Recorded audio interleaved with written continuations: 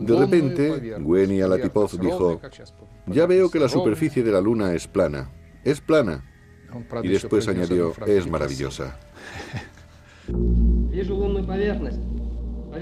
Las imágenes mostraban que el lunokhod estaba perfectamente situado para bajar al suelo.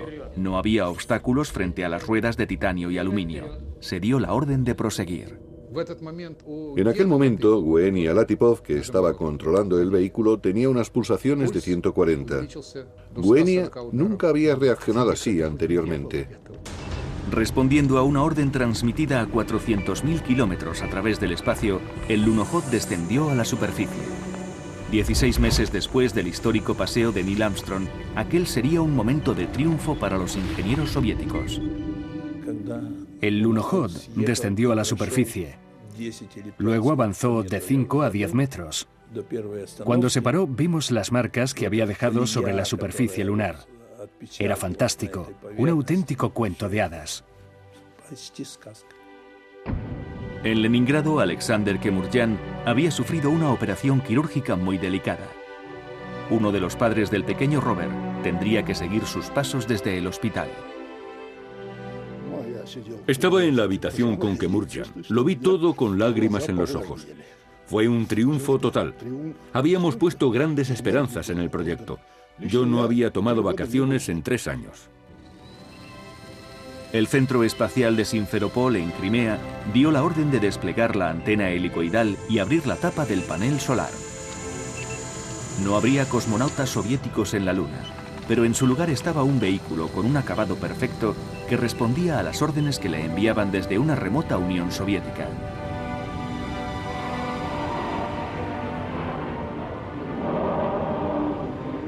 Radio Moscú emitió la internacional. Para Leónidas Brezhnev y los líderes del Kremlin, este éxito traía nuevas esperanzas de resurrección. ¿Conseguiría el lunokhod nuevos apoyos para el Partido Comunista?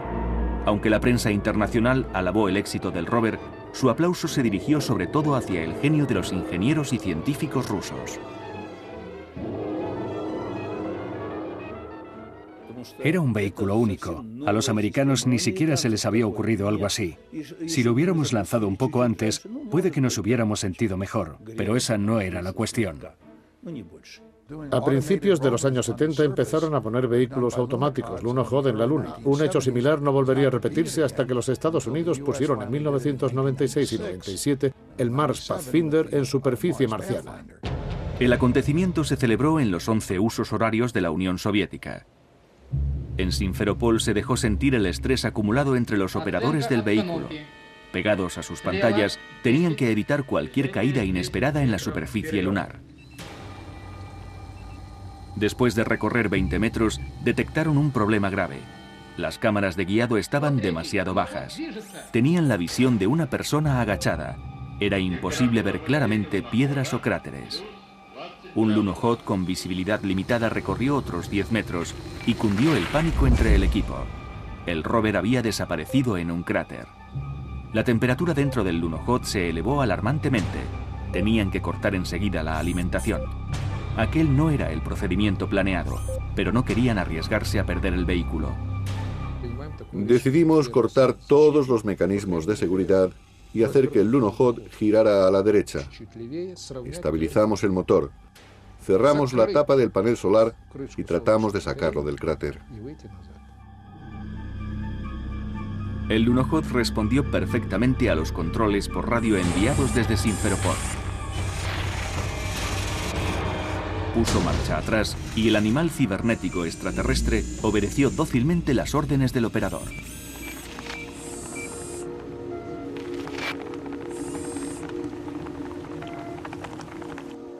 Dogban y sus colegas se turnaban cada 9 horas para controlar el lunokhod y seguir por las pantallas sus vacilantes movimientos. Operaban mediante el joystick, adelante, atrás, parada, vuelta. Disponían de 2 ángulos de giro, 10 y 20 grados, y 2 velocidades posibles, 1 kilómetro y 2 kilómetros por hora. Toda una concentración de inteligencia mecánica y electrónica. Fue un milagro de destreza.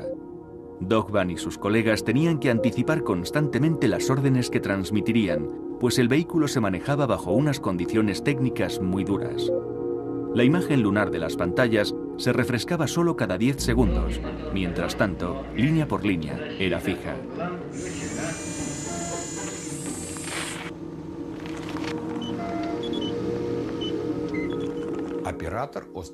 El operador de la antena direccional desempeñaba un papel crucial. Debía asegurarse de que la antena estuviera siempre apuntada hacia una zona de recepción específica en la Tierra.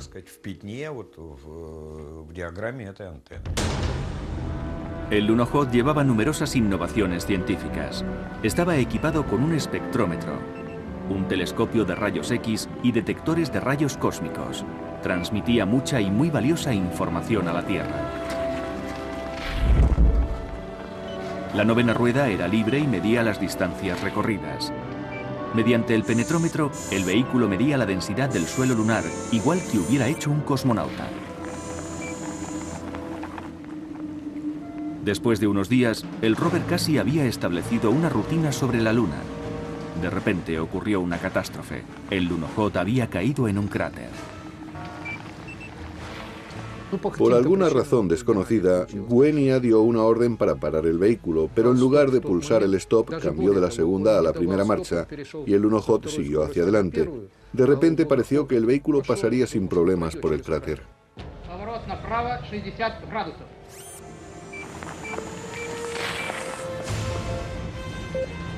El equipo pasó al modo de emergencia. Las empinadas paredes sorprendieron al operador. Sometidas a una temperatura de 130 grados, las ruedas empezaron a patinar. Los hombres estaban exhaustos.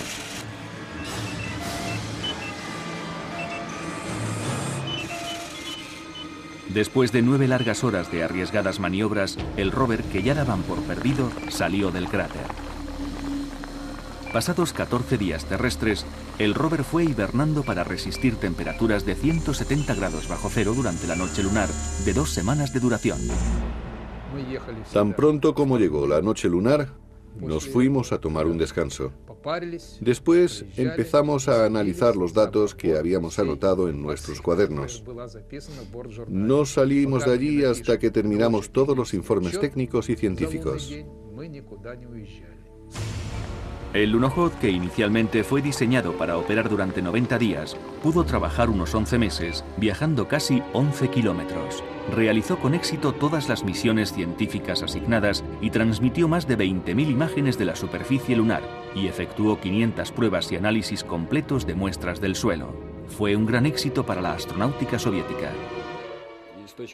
El chasis podría haber seguido operando durante más tiempo, pero cuando la batería nuclear para calentar los componentes internos se terminó, el Lunokhod dejó de funcionar. Como mi padre solía decir, sencillamente tuvo una muerte natural.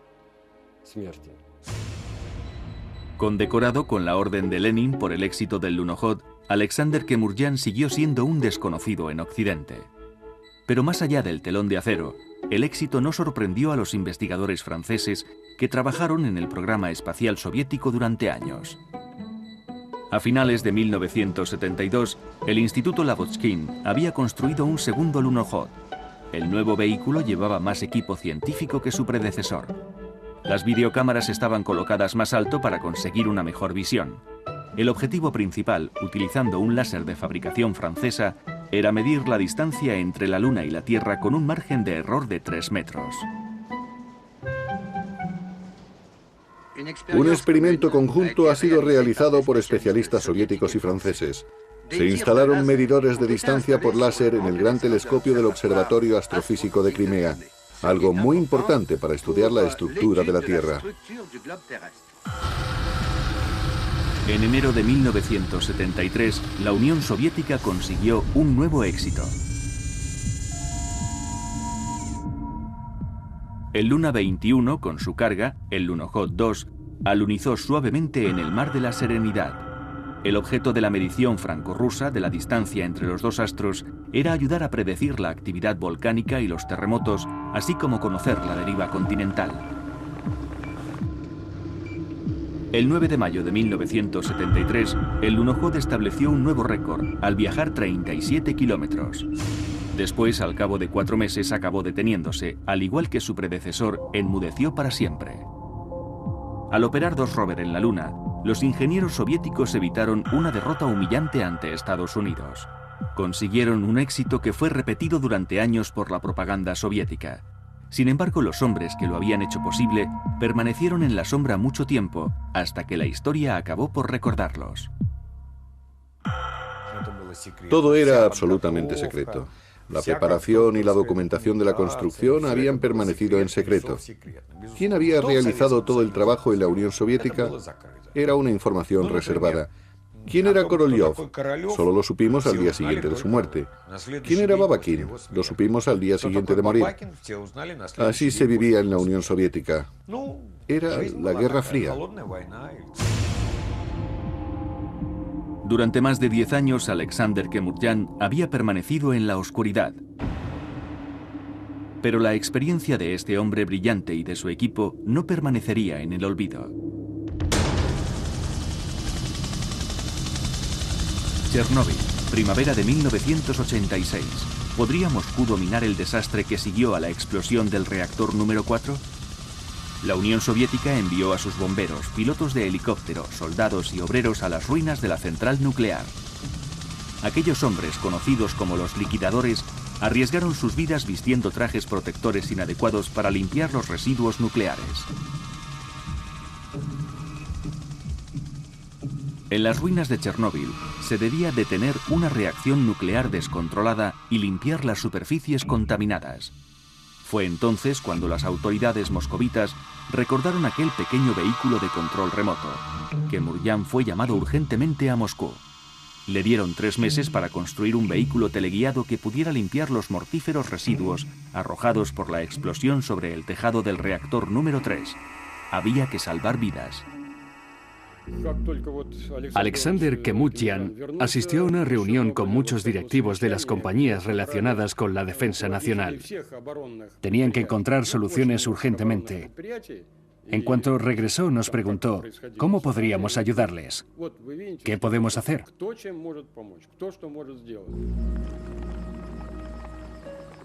Después del inmenso éxito técnico de los rovers Lunokhod, Kemurjan y sus colegas no habían dejado de trabajar. Siguieron desarrollando y fabricando toda suerte de robots para ser usados en distintos planetas.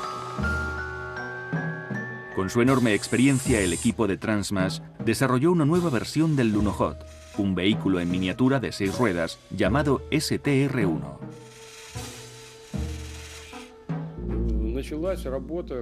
Empezamos a trabajar con más intensidad que con el Lunokhod, ya que el tiempo disponible era mucho más reducido. Nunca habíamos visto nada igual.